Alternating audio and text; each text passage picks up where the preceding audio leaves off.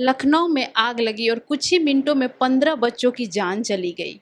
लेकिन एक सवाल है, अगर यही आग किसी दूसरे देश में लगती तो क्या रिजल्ट यही होता? क्या इतने ही लोग मरते? क्या सिस्टम इतना ही हेल्पलेस दिखता? शायद नहीं। अब जरा यही सिचुएशन जापान में इमेजिन करिए। यहाँ भी आग लगती है, यहाँ भी इमरजेंसीज होती है, लेकिन फर्क है रिस्पॉन्स में। हाल ही में टोक्यो के एक एलिमेंट्री स्कूल ताकिनोगावा दाइसन एलिमेंट्री स्कूल में फायर इमरजेंसी हुई।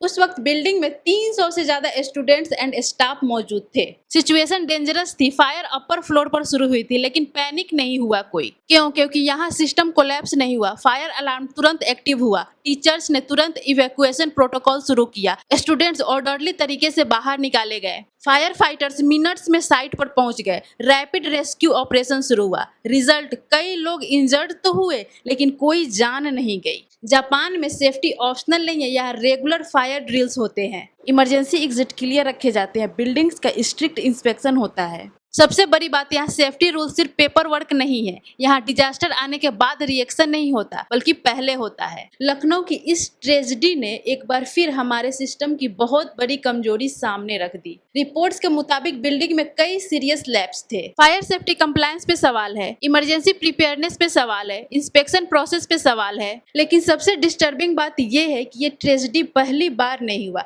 इंडिया में इस तरह की ट्रेजेडी बार बार होती है। कभी हॉस्पिटल्स में आग लगती है, कभी कोचिंग सेंटर में, कभी स्कूल में, कभी कॉमर्शियल बिल्डिंग में। हर बार पैटर्न सेम होता है। पहले नेग्लिजेंस होती है, फिर ट्रेजेडी होती है, फिर इन्वेस्टिगेशन शुरू होता है, और कुछ दिनों के बाद सब नॉर्मल हो जाता है। तो यही सबसे बड़ा फर्क है। जापान सोचता है डेथ्स को प्रिवेंट कैसे करे, और इंडिया अक्सर सोचता है डेथ के बाद जिम्मेदार कौन है।